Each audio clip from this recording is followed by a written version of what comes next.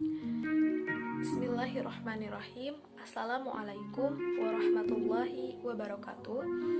Perkenalkan, nama saya Ira Nurjana, NPM 18 2151 035. Saya salah satu mahasiswi dari Universitas Siliwangi Tasikmalaya, Fakultas Keguruan dan Ilmu Pendidikan, jurusan Pendidikan Matematika.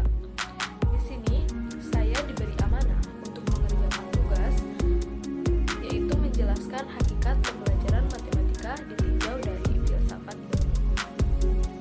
Tugas ini diberikan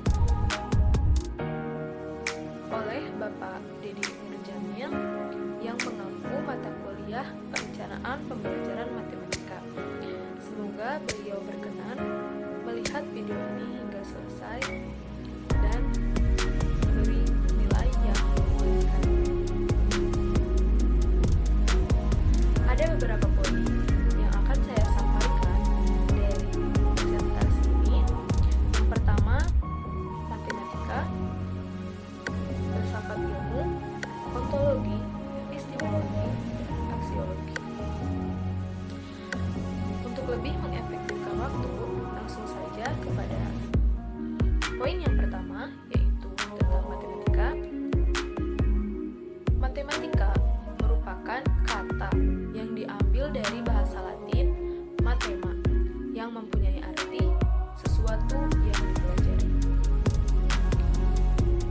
Lalu dalam bahasa Belanda, matematika dikenal dengan sebutan wiskunde, yang mempunyai arti ilmu pasti. Nah, boleh dikatakan secara umum, matematika merupakan sebuah ilmu pasti yang berkaitan dengan penalaran. Sebenarnya matematika itu diaplikasikan dalam kehidupan sehari-hari kita tanpa kita sadari. Contohnya seperti kita ingin berbelanja misalkan.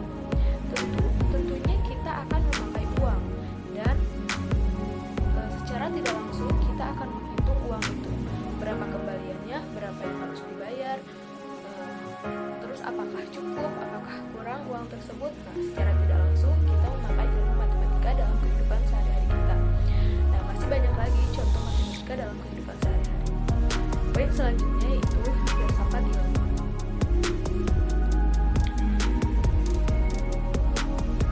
Dalam filsafat ilmu memiliki 3 kategori. Yang pertama ontologi, yang kedua epistemologi, dan aksiologi.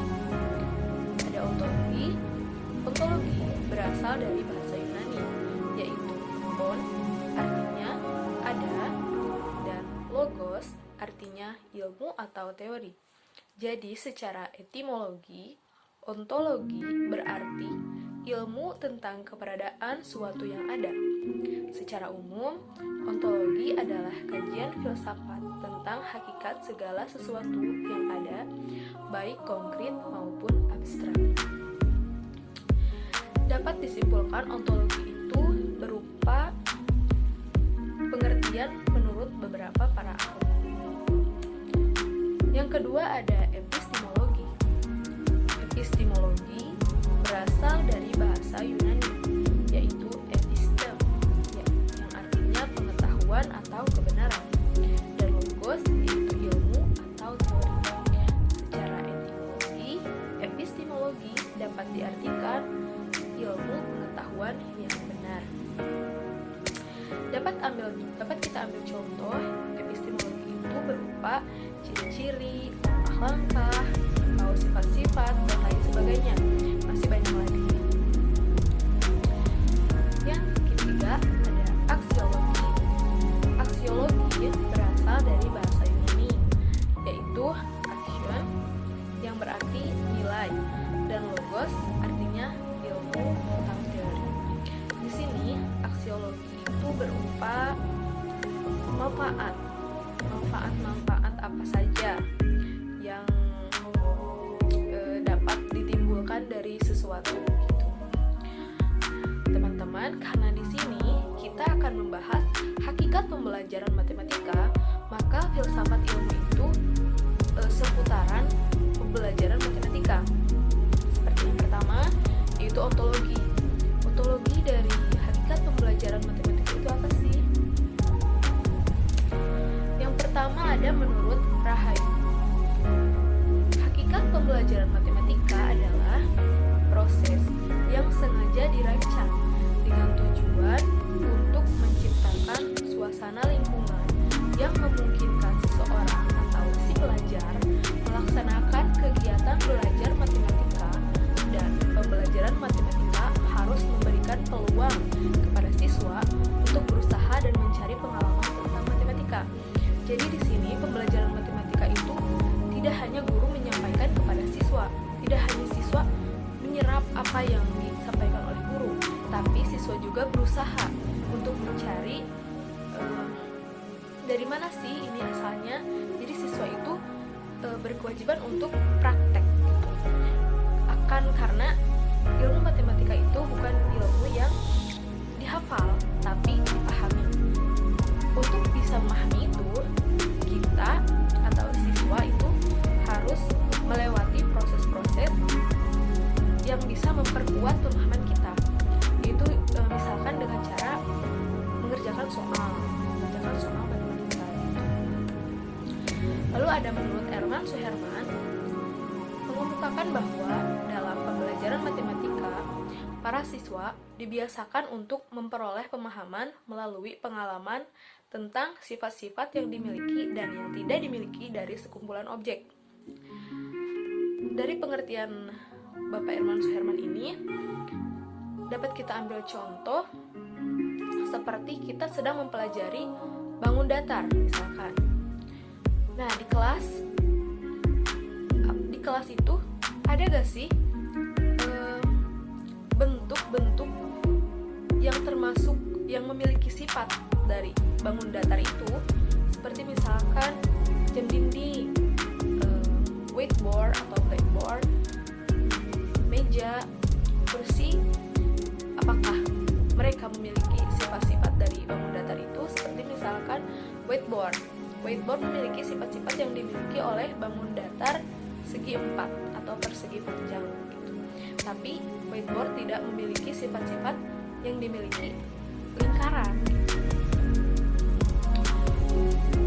Menurut yang terakhir, menurut Herman Yudhoyono, pembelajaran matematika adalah belajar tentang konsep dan struktur matematika yang terdapat dalam materi yang dipelajari, serta mencari hubungan antar konsep dan struktur matematika di dalamnya. Jadi dapat kita simpulkan bahwa pembelajaran matematika itu tidak hanya seputar tentang bagaimana guru menyampaikan kepada siswa, bagaimana siswa mengerjakan soal, tetapi pembelajaran matematika itu sendiri bagaimana seorang guru bisa menimbulkan, menanamkan pemahaman yang sangat dalam kepada siswa gitu, dari pembelajaran matematika itu melalui lingkungan atau melalui praktek gitu kan, bisa gitu. Yang selanjutnya yaitu epistemologi. Dari beberapa macam epistemologi, saya mengambil ciri-ciri pembelajaran matematika di SD. Ciri-ciri yang pertama yaitu menggunakan metode spiral. Maksudnya adalah matematika itu saling berkaitan antara topik sebelumnya dengan topik yang sedang dibahas. Jadi misalkan kita mempelajari bangun datar, maka besoknya atau minggu depannya kita mempelajari bangun ruang. Tidak mungkin kita akan mempelajari bangun ruang terlebih dahulu tanpa mempelajari bangun datar sebelumnya, karena untuk siswa SD itu akan sulit menerima pemahaman seperti itu. Meskipun mungkin ada siswa yang langsung paham gitu, bahwa bangun ruang ini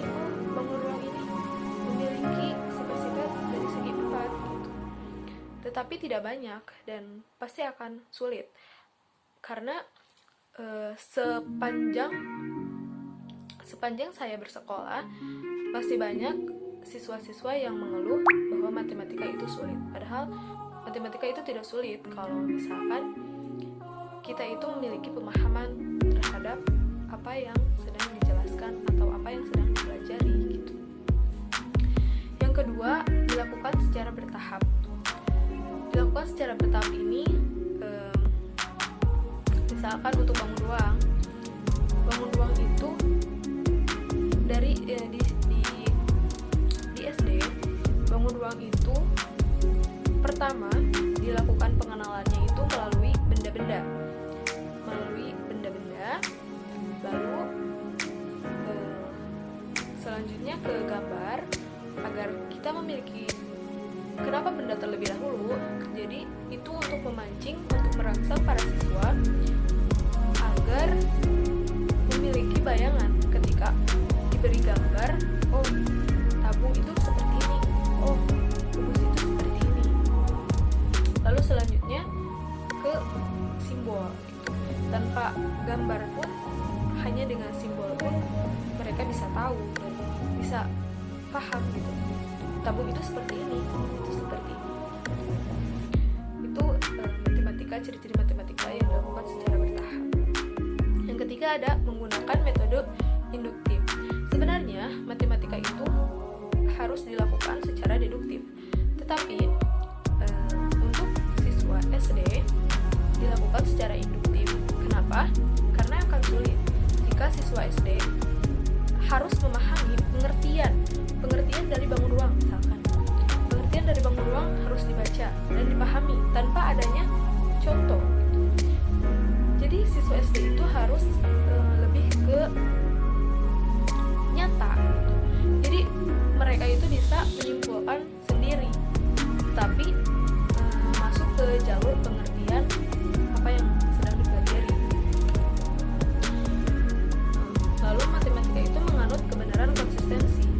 Jadi dalam matematika itu tidak ada pertentangan antara pengertian yang satu dengan pengertian yang lainnya. Yang terakhir, pembelajaran matematika bermakna konsep matematika. Seperti yang tadi telah saya sampaikan, bahwa matematika di SD itu memahami pengertian atau ciri-ciri atau sifat-sifat dengan hanya membaca saja, tetapi dilakukan dengan pembuktian secara nyata dan langsung. Nah, hakikat pembelajaran matematika ditinjau dari filsafat ekonomi. Yang terakhir ada aksiologi. Saya mengambil manfaat dari pembelajaran matematika. Ada 5 manfaat pembelajaran matematika untuk masa depan.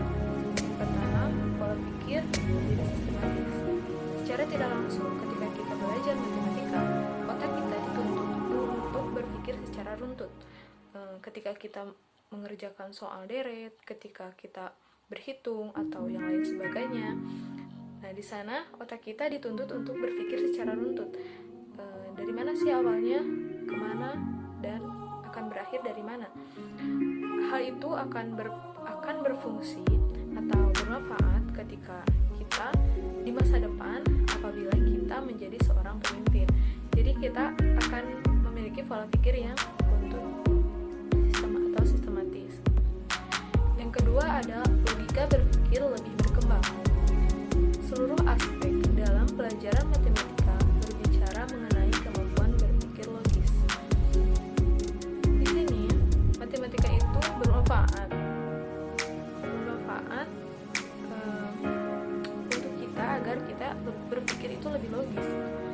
Jadi kita melakukannya itu seperti ini, misalkan seperti ini.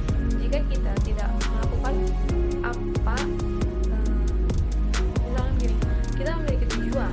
Apabila kita tidak melakukan usaha, otomatis kemungkinan untuk mencapai tujuan tersebut pasti akan memiliki persentase 25% atau 75% atau 50% dari keberhasilan dan kegagalan. Meskipun ada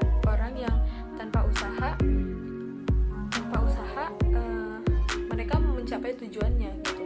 Bukan tanpa usaha, tetapi usahanya itu sedikit gitu. Tapi akan lebih memiliki persentase yang besar apabila kita memiliki atau mengerjakan suatu usaha untuk mencapai tujuan kita. Jadi kita itu berpikir secara logis. Gak mungkin lah kalau kita usaha kita tidak memiliki hasil. Setidaknya kita sudah usaha, dan akan misalkan kalau kita tidak mencapai tujuan yang kita idam-idamkan dari awal, kita akan mencapai tujuan kita yang lain dan akan lebih baik dari tujuan kita misalnya. Yang ketiga, terlatih berhitung. Tentu saja, karena dalam matematika itu tidak lepas dari yang namanya berhitung, dan ilmu berhitung itu sebenarnya berguna bagi seluruh orang, seluruh masyarakat, baik yang kecil maupun yang besar, yang muda maupun yang tua. Secara tidak langsung, orang-orang itu berinteraksi setiap hari dengan uang, dengan yang namanya pembelian atau penjualan. Otomatis di sana kita akan berhitung berapa kembalian, berapa yang harus dibayar, atau apakah kurang atau lebih gitu. Seperti itu. Yang keempat, mampu menarik kesimpulan secara deduktif. Matematika sering disebut juga sebagai ilmu yang bersifat deduktif. Artinya, matematika membantu seseorang dalam menarik kesimpulan berdasarkan pola yang umum. Artinya, matematika membantu seseorang dalam menarik kesimpulan berdasarkan pola yang umum. Yang terakhir, menjadi teliti, cermat, dan sabar. Di sini, ketika kita melaksanakan atau mengerjakan suatu soal matematika, di sana juga kita itu dilatih untuk menjadi teliti, cermat, dan sabar. Karena soal matematika itu apabila kita tidak teliti dari awal atau dari pengerjaan awalnya, biasanya hasil akhirnya itu akan berbeda atau salah. Lalu cermat. Dalam soal matematika kita harus cermat, memilih rumus mana yang harus dipakai, rumus mana yang memiliki pengerjaan yang paling sedikit namun memiliki hasil yang benar gitu. Dan sabar. Dalam setiap tahap pengerjaan matematika kita dilatih untuk sabar, karena kalau kita tidak memiliki kesabaran, tidak mungkin kita mencapai sebuah jawaban yang benar dari soal matematika. Terima kasih telah menonton teman-teman. Semoga dapat bermanfaat ya bagi kita semua, khususnya bagi saya. Dan ingat teman-teman, belajar itu bukan hanya sekedar membaca buku atau menghafal sesuatu. Namun, belajar itu tentang bagaimana kita menerima hal baru yang bisa membuat diri kita tahu mana yang sebenarnya tepat dan mana yang sebenarnya keliru. Saya Ira Nurjana. Terima kasih. Wassalamualaikum warahmatullahi wabarakatuh.